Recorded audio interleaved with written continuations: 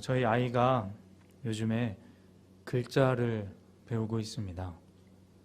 자라나는 아이가 글자를 하나하나 알아가는 것을 보고 있으면 참 신기합니다. 엄마라는 글씨를 보고 엄마라고 말합니다. 그리고 이내 그것이 자기의 엄마를 가리키는 줄 압니다. 별거 아닌 것 같지만 이러한 과정은 정말 엄청나게 대단한 일입니다. 사실 엄마라는 글씨는 예전부터 읽었었고 요즘에는 이제 그림책에 있는 단어들을 조금씩 읽어나가기 시작합니다. 완벽하지는 않지만 곧잘 읽습니다. 길을 지나가다가 가게 간판에 있는 글씨들도 조금씩 읽습니다. 신기하고 또 좋기도 하지만 한편으로는 왠지 모르게 마냥 그렇게 좋지만은 않습니다. 뭔가 안타까운 마음이 들기도 합니다. 이 아이가 이제 조금씩 어른이 되는구나, 사람이 되는구나 하는 생각이 들어서입니다. 우리들은 모두 이미 너무나도 자연스럽게 글자를 읽습니다. 오늘 말씀을 함께 대할 때도 교독이라는 저의 말에 저와 여러분이 한 절씩 말씀 구절을 읽어 나갔습니다. 이것은 서로 간의 약속입니다. 서로가 그 약속을 지킬 때 이제 우리의 예배가 진행되고 또 우리의 삶이 원활히 진행되며 우리의 인생이 규칙적이고 질서 있게 살아갈 수 있게 되는 것입니다. 우리의 삶에 이 약속이 없다는 것은 사실 상상할 수도 없는 일입니다. 약속이 없다면 우리의 삶은 마치 바벨탑을 쌓다가 언어가 나뉜 그런 사람들처럼 혼란과 또 혼돈 가운데 무질서 가운데 있을 것입니다. 우리에게 이 언어가 있고 또 규칙이 있고 서로가 지켜야 할 약속이란 것이 있기에 우리의 삶은 이렇게 질서정연하게 유지될 수 있는 것입니다. 글자도 마찬가지죠. 이런저런 기호들을 이렇게 모아서 이것은 이 소리를 나타내는 글자다, 이것은 저 소리를 나타내는 글자다 하고 공통적으로 약속하고 우리가 또 익혔기 때문에 이제 그것들이 모여서 하나의 뜻을 가진 글자들이 된 것입니다. 이것은 우리 모두가 공통적으로 공유하는 그런 약속입니다.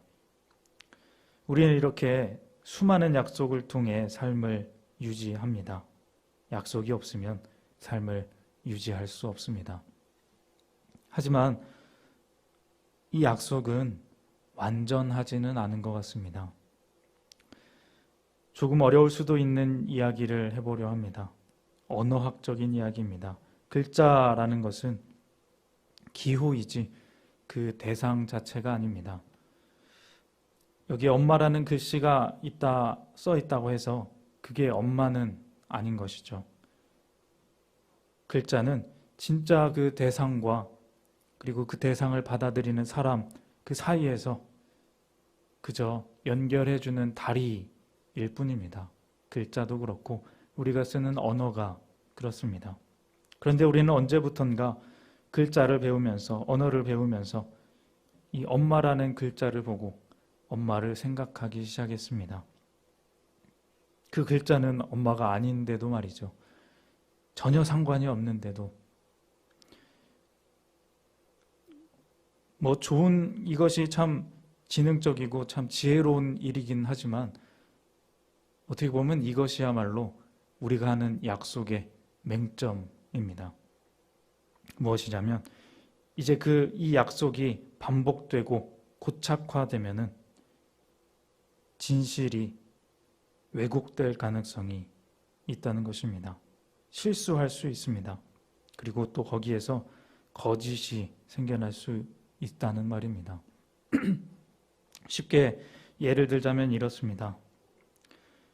빵에 초코잼을 발라 먹고 있었습니다. 많은 사람들이 악마의 초코잼이라 부르는 그 아주 단맛이 나는 그 잼입니다. 3살 된 아이가 그걸 보고 물어봅니다. 그게 뭐야? 그러자 이제 이 아이가 이걸 먹으면 안 된다는 생각을 가진 부모가 아이에게 이렇게 말합니다. 이거 매운 거야. 매운 거 한번 먹어볼래? 그러자 이 아이가 이렇게 말합니다. 안 먹어.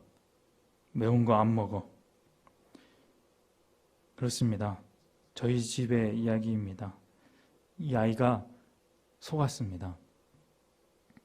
이렇게 언어라는 것은, 글자라는 것은 진짜 그 실체를 말하는 것이 아니고 진실과는 약간의 거리가 있습니다. 그렇기 때문에 이렇게 사람을 속일 수가 있습니다. 진실과 사람, 그 사이에 언어를 집어넣는 일은 상호간에 질서를 세우는 일이고 약속을 정해서 사람을 사람답게 살 수 있게 만드는 일이지만 때론 오히려 그것이 사람에게 진실을 마주할 수 없게 만든다는 것입니다. 어느 철학자는 그래서 이렇게 말하기도 합니다. 세상에서 진실을 바로 보는 사람은 아무도 없다. 우리가 보는 모든 것은 그저 허상일 뿐이다.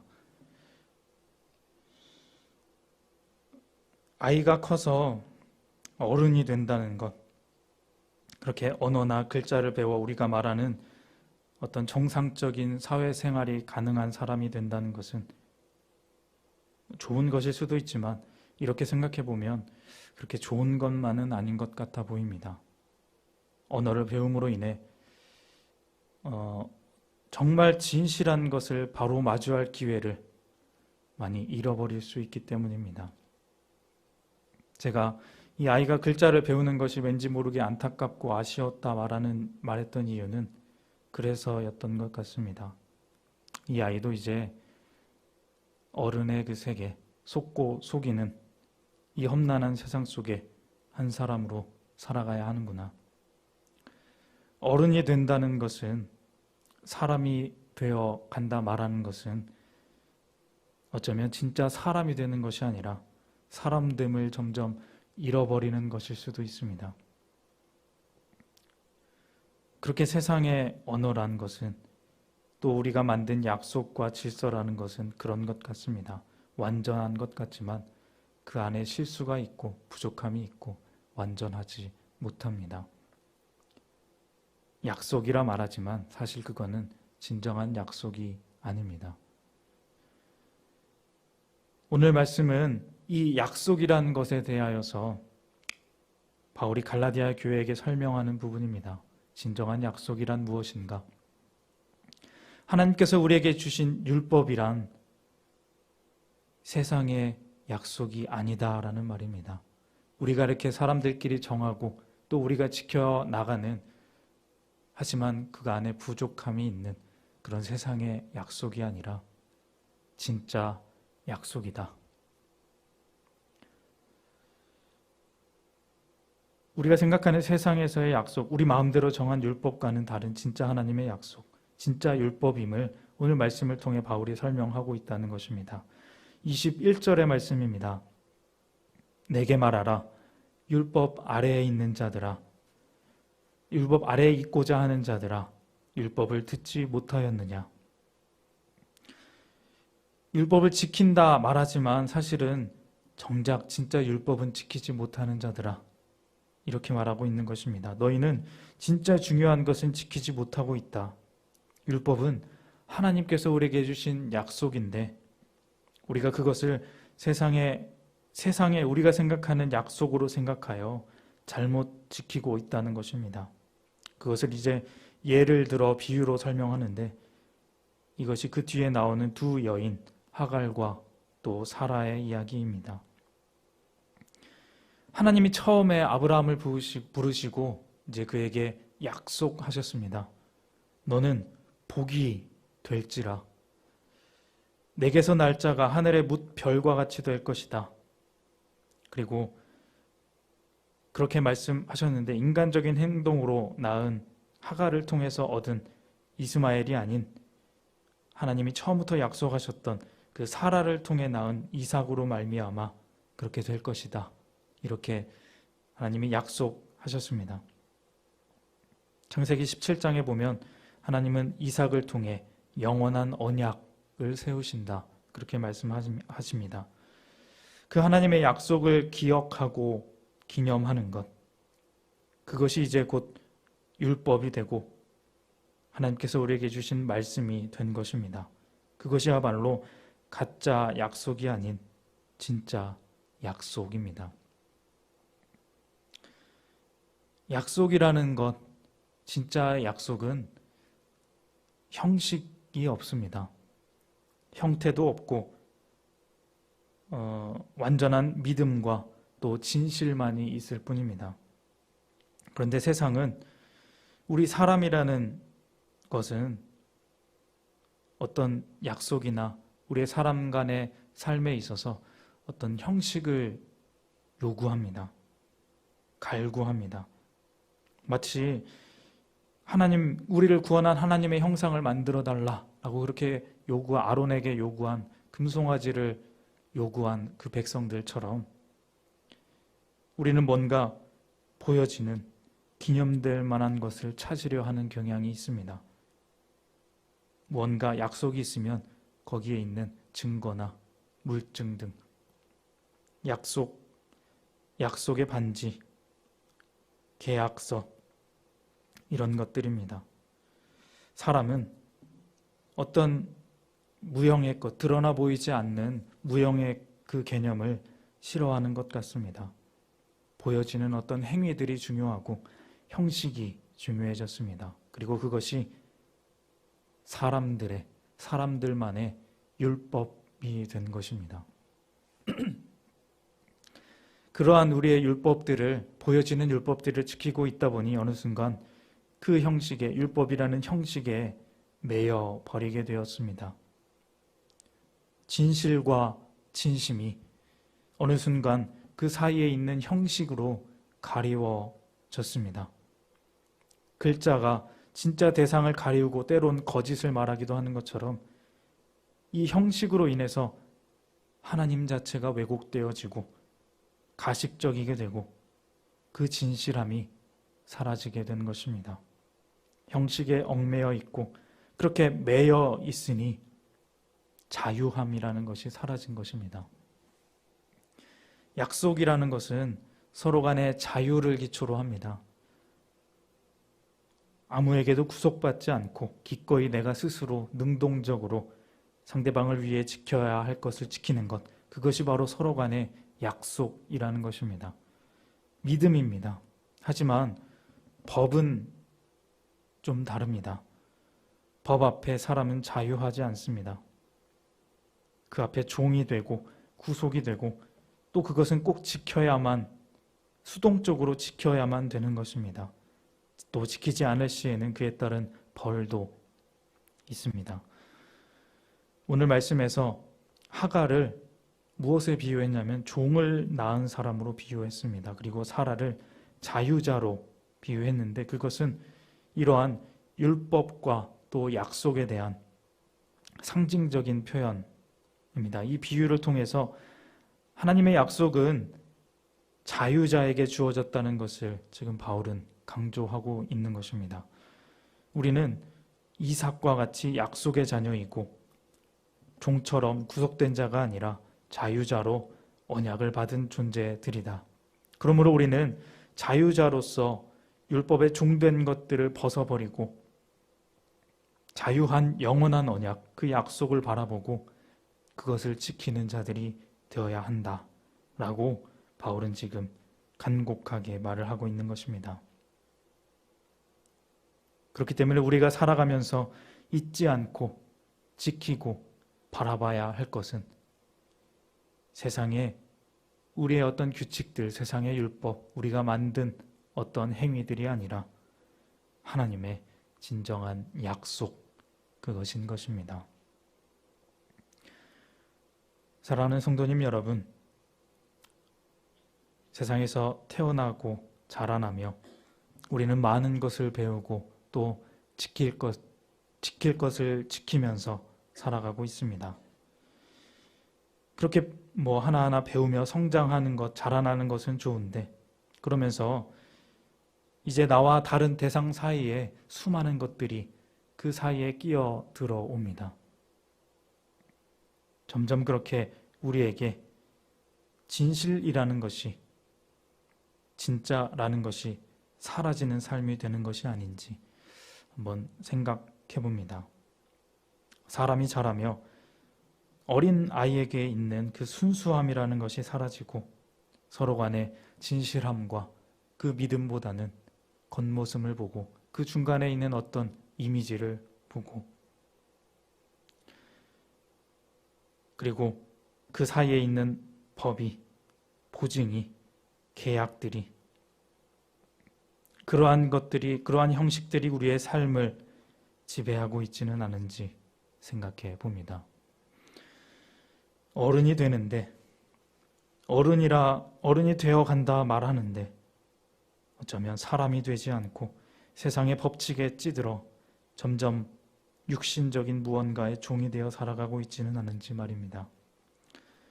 자유하다. 자유함이 무엇입니까?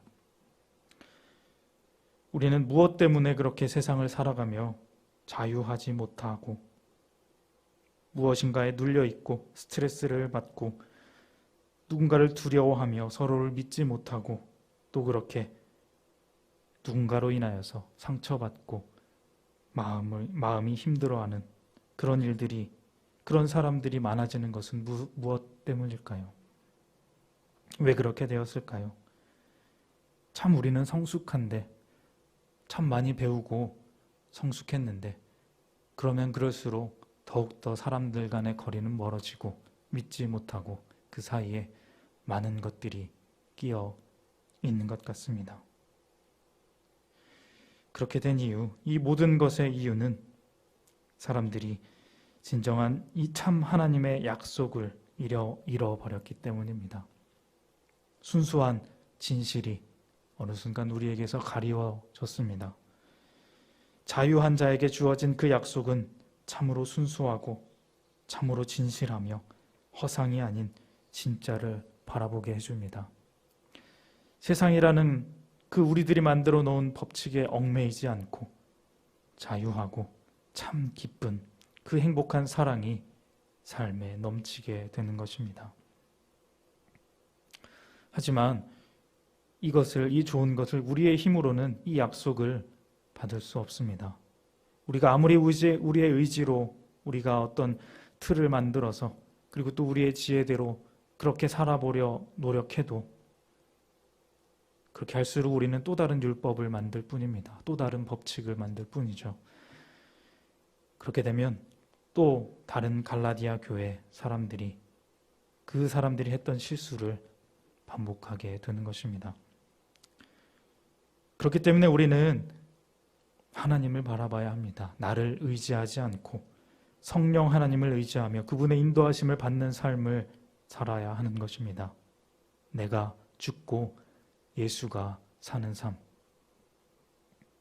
그렇게 온전히 신실하신, 온전히 믿음이 있으신 그 하나님을 바라보며, 신실하신 하나님을 바라보며 우리의 삶을 살아갈 때 우리는 하나님 주신 진정한 약속을 누리며 자유자로 참 그리스도인으로 살아가게 되는 것입니다. 오늘 이 시간에 함께 모여 예배하고 기도하시는 우리 귀한 성도님들, 그리고 또 영상으로 함께 하시는 성도님들의 모든 삶과 또 가정 속에 이 진정한 하나님의 약속의 은혜를 기억함이 삶에 언제나 넘치시기를 소망합니다. 기도하고 또 성령 하나님을 의지함으로 말미암아 얻게 되는 이 진정한 생명의 풍성함으로 어떤 우리가 만든 율법 가득한 이 세상과 환경, 그 많은 상처받은 사람들에게서 벗어나 넉넉한 위로로 자유함과 진실함으로 그리스도의 향기를 또 세상에 풍성하게 풍기는 그런 우리의 삶이 되시기를, 은혜 넘치는 복된 삶 살아가시는 우리 모두가 되시기를 주님의 이름으로 소망합니다. 기도하겠습니다. 하나님 아버지 감사합니다. 우리에게 처음부터 약속을 주시고 그 약속으로 우리를 가치 있게 만드신 하나님, 우리가 그 약속을 믿어 의심치 않습니다. 또한 믿을 뿐만 아니라 약속대로 그 사랑의 약속을 지켜나가며 창조된 목적대로의 인생을, 그 생명의 풍성함을 누리며 살아가는 우리 모두의 삶이 되게 하여 주시옵소서. 모든 삶의 순간마다 우리의 삶을 인도하시며 그 하나님께서 이루시는 약속의 향연 속에서 하나님을 느끼며 참 인생을 완성해 갈 수 있는 우리 모두가 되게 하여 주시옵소서. 인도하여 주실 것을 믿사오며 예수님의 이름으로 기도합니다. 아멘.